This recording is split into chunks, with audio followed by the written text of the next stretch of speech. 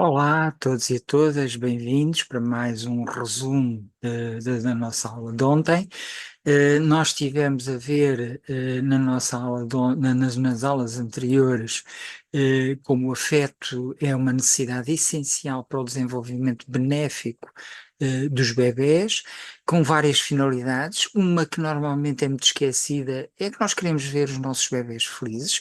Às vezes esquecemos disto, mas também, principalmente, para eles se virem a tornar adultos equilibrados e saudáveis e também felizes. E também felizes. Se não tiverem, as raízes não forem boas, não forem implantadas em solo fértil, eh, complicações posteriores depois viram a surgir. E nos adultos, a questão do afeto nos adultos. O afeto também é fundamental, não tanto como para os bebés, mas é quase, mas é quase. E nós vamos ver aqui algumas experiências, três experiências em particular, em que foi estudado apenas um dos vários atributos que o afeto tem, apenas um, o calor físico humano. Uma coisa muito simples. O afeto está muito associado ao calor, como vocês sabem. Pegamos nas mãos das pessoas quando queremos transmitir afeto, abraçamos, pega-se no bebê ao colo, aconchega-se, enfim, está muito associado. E, portanto, foram feitas algumas, bastantes experiências, eu vou aqui dar três, sobre o efeito do calor físico sobre as pessoas. Isto para mostrar como, isto é só um atributo, portanto, para mostrar como o afeto é importante nos adultos. Ora, a primeira experiência foi dada a três grupos de pessoas, uma lista com seis características que foi dito que pertenciam a uma determinada pessoa.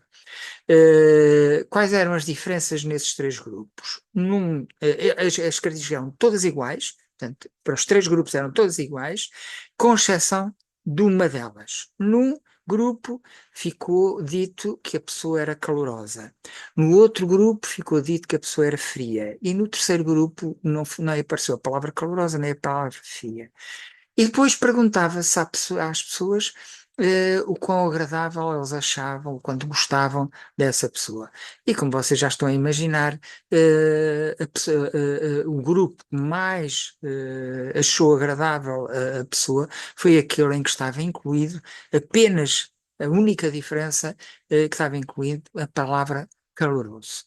Depois, outra experiência em que a pessoa é recebida fora do sítio onde supostamente se vai realizar a experiência por um funcionário que vem com uma pasta e com um copo de café.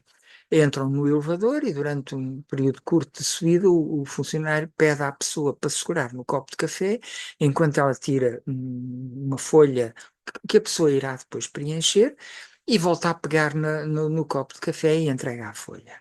Qual é aqui a diferença? A diferença é que o copo de café, nos casos, está frio, gelado, e nos outros casos está quente. E depois perguntava-se a um conjunto, conheço um conjunto de fotografias de caras mais ou menos neutras, o quão agradáveis as pessoas achavam que essas pessoas eram, só olhando para as fotografias. E como vocês já estão, se calhar, a imaginar, embora com reservas, foi precisamente as pessoas que pegaram no copo de café, e repara, foram segundos, vejam só a diferença, foram segundos que pegaram no copo de café quente, aquelas que acharam mais agradáveis as pessoas das fotografias que lhes eram dadas para ver. Uma terceira experiência foi dado, portanto, introduzia-se um grupo numa sala em que a metade do grupo dava-se mesmo, portanto, ofereciam-se canetas, marcadores de várias cores, e ao outro grupo, a outra metade não, e depois era sugerida uma tarefa em que todos tinham que participar.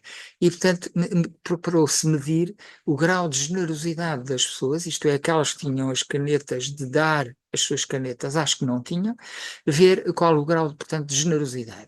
Qual era a diferença? A diferença é que, umas vezes, isto era em salas aquecidas, e outras vezes em salas frias.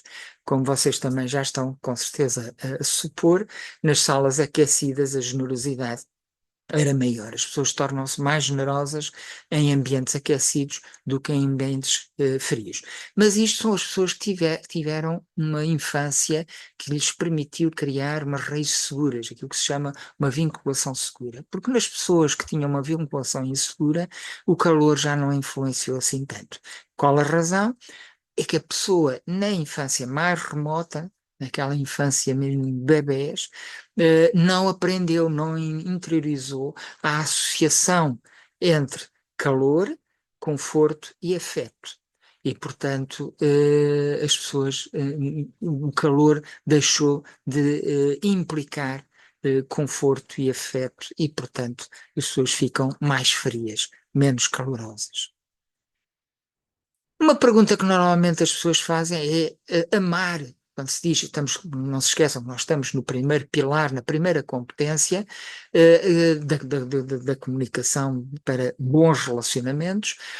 Amar significa facilitar tudo à criança? Não, de todo. Do que é que a criança precisa? A criança precisa de pequenos stresses, a palavra-chave aqui é pequenos, têm que ser repetidos, não podem ser um hoje e daqui a 2 meses outro, têm que ser repetidos, mas espaçadamente. Portanto, não pode ser uns em cima dos outros. Mesmo nós adultos, quando temos stresses que se começam a acumular, nós desesperamos. Portanto, as crianças muito mais, desesperariam muito mais. Portanto, têm que ser repetidos espaçadamente e não serem nem imprevisíveis, nem inesperados. Isto é, a criança sabe que vai ter aquele stress, pode preparar-se interiormente para ele. E, portanto, não cai em cima dela. Porque se cair em cima dela é como se fosse com os adultos. hum, e pensem naqueles professores que faziam os testes de surpresa, como é que vocês se sentiam enfim, com essa iniciativa desses professores, e vejam que não era de facto uma coisa agradável e não convidava a estudar mais, a saber mais. De maneira que estes pequenos stresses repetidos devem ser provocados por desafios que são postos à criança, que desafios esses que a uma dada altura as crianças saudáveis e seguras do afeto dos adultos exigem esses desafios. É como quando o bebê já não aceita que lhe levem a colher à boca e procura pegar na boca. Claro que não consegue, faz asneira, suja tudo, mas ele quer vencer esse desafio. Ele tomou a iniciativa de assumir esse desafio. Esses desafios, é importante, têm que ter uma característica que é a criança tem que ser capaz de responder com sucesso, porque senão desanima, e que esse sucesso é obtido com uma ajuda afetuosa e encorajadora do adulto. Isto é, a criança por si sozinha, se calhar não conseguiria superar esse desafio, mas com a ajuda do adulto, sim. Ela, assim, é desta maneira que ela vai poder crescer e fortalecer-se. E isto baseia-se numa teoria de um pedagogo, um filósofo russo, Vygotsky, que falava naquilo que se chama uma zona de desenvolvimento proximal ou potencial, também se usa, e que consiste no seguinte: nós estamos, as nossas aprendizagens agrupam-se, os nossos saberes agrupam-se em 3 zonas. Temos aqui uma zona mais pequena, que é a zona daquilo que é o conhecido. Se eu fizer atividades sempre dentro do conhecido, não cresço particularmente e acabo por me aborrecer. Aqui de fora tenho uma outra zona em que estão coisas que estão completamente fora do meu alcance. Coisas que eu não sei fazer e que nem por mim próprio, nem com ajuda, eu iria lá. Se eu tiver um professor, um cientista de física, a querer explicar-me numa conversa de café o que é a mecânica quântica, é inútil, porque eu não vou perceber. Por mais que ele tente explicar, eu não vou perceber. Está fora do meu alcance de coisa. Mas entre estas 2 zonas, esta interna e esta externa, há uma zona intermédia que Vygotsky chamou de zona de desenvolvimento proximal ou potencial, em que as pessoas, crianças inclusive, conseguem aprender desde que seja com a ajuda de um adulto. E, portanto, é uma atividade aqui, as aprendizagens levam de facto ao crescimento, levam a um maior domínio sobre si mesmo e sobre o mundo, e vão se transformando, esta zona intermédia vai se transformando nesta zona interna que se vai expandindo. Portanto, esta é, digamos, a teoria que está na base daquilo que vos estive aqui a explicar. Passemos então agora à segunda competência para uns bons relacionamentos, para uma boa comunicação dos relacionamentos. Escutar ativamente. Escutar ativamente o que é? É basicamente a concentração no que a outra pessoa está a dizer. Esta concentração é o que faz que chamar-se ativa a esta escuta. Porque a concentração implica uma intenção, implica o querer, eu preciso de querer dar atenção, implica a iniciativa, portanto eu começo a dar atenção, não chega só à intenção, eu começo de facto a dar atenção à outra pessoa, e depois, mais difícil, é um esforço que eu tenho que fazer, que é para fazer essa concentração, fazê-la existir e mantê-la no tempo.